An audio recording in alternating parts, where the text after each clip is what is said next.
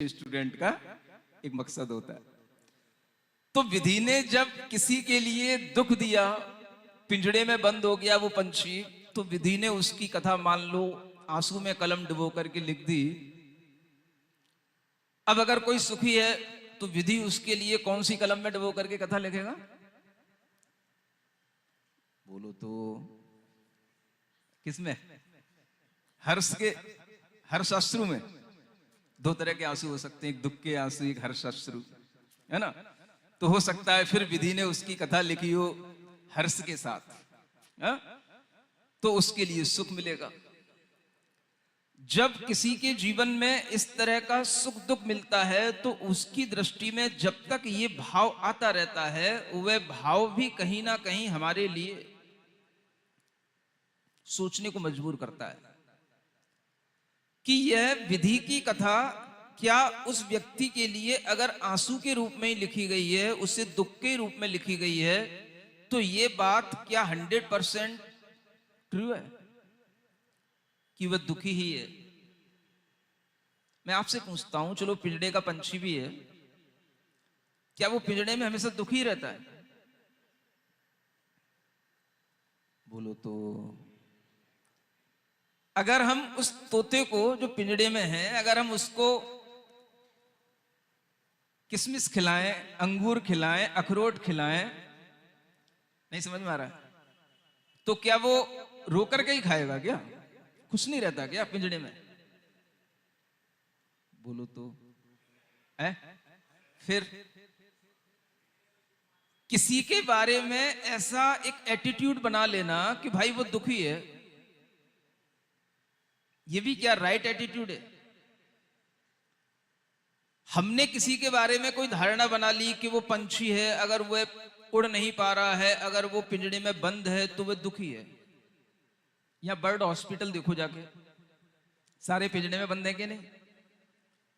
अगर वो इस हॉस्पिटल में ना आए, अगर उनको पिंजड़े में रख करके सुरक्षित ना किया जाए, तो क्या वो जितना जीवन जी रहे हैं उतना भी जी पाए?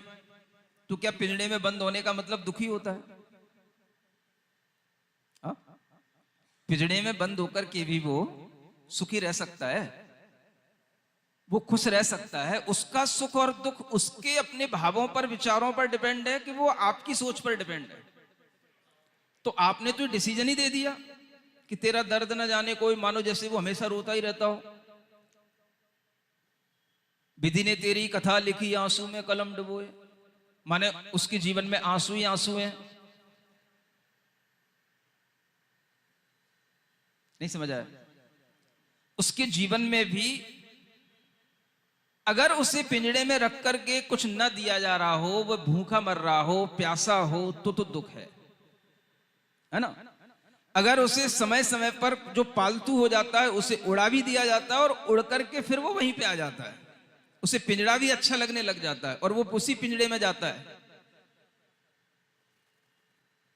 तो इसमें जब वो अपनी इच्छा से कर रहा है तो अब इसमें दुख किस बात का? इसी को कहते हैं अनेकांत दृष्टि।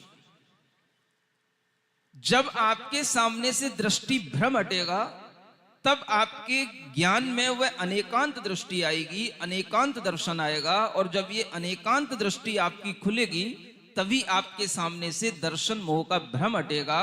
जब ये दर्शन मोह का भ्रम हटेगा तो उसी का नाम सम्यक दर्शन कहलाएगा।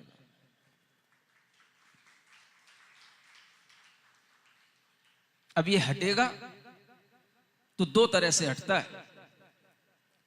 या तो आपके अपने किसी भी तरह के पुरुषार्थ से हटे, या आपका कोई पिछला भाग्य हो जो आपको अपने आप कुछ ऐसा निमित्त जुटा दे जिससे कि वो आप उस तरह से, उस भाव से वो पुरुषार्थ करने लग जाए। अपने पुरुषार्थ से जब आप हटाने की कोशिश करेंगे तो आपको, चलो लाल मंदिर चलते हैं, महाराज का नई शेडाला सुनने चलते हैं, उपदेश सुनने चलते हैं, ये आपका अपना पुरुषार्थ हो गया।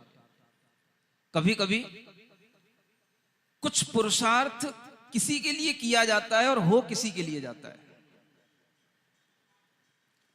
आप लाल मंदिर आए ये सुनने के लिए चलो उपदेश सुनने चलते हैं, ये आपका पुरुषार्थ है अपने उस मोह को छोड़ने का, हटाने का। लेकिन कभी कभी हम उसके लिए नहीं आते। मान लो ये वैदिक बैठा है, हरिद्वार से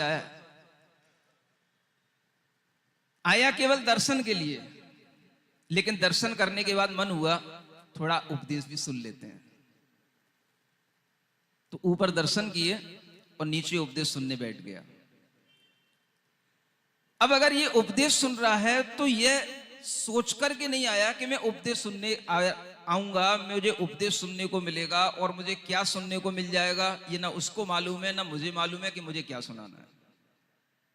लेकिन अगर उसके दिमाग में कोई ज्ञान पहुंच रहा है तो उसके लिए यह अपने आप पिछले भाग्य के अनुसार होने वाला पुरुषार्थ कहलाएगा।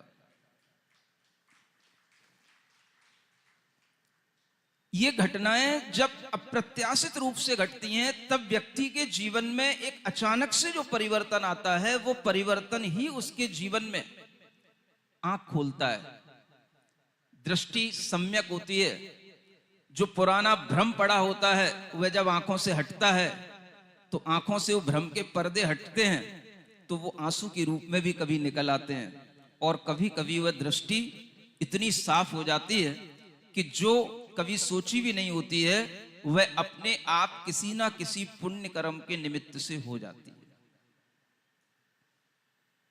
सुन रहे हो? मैं आपको इतना उपदेश देता हूं, मुझे नहीं लगता कि कभी आपने मेरा उपदेश सुनकर के कभी आपकी आंखों में आंसू आए हो। हैं?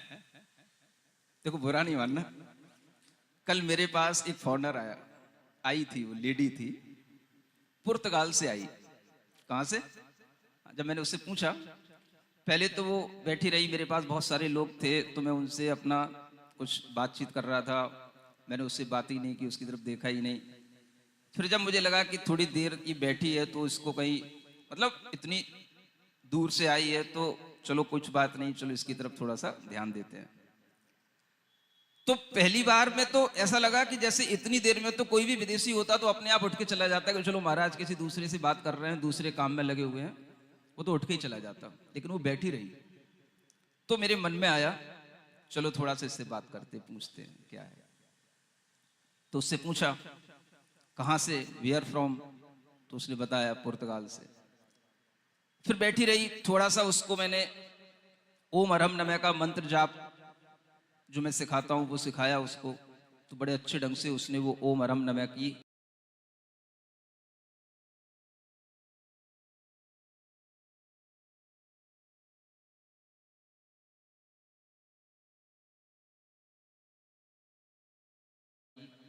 चैंटिंग की। फिर उसको सामने भगवान बैठे थे मंदिर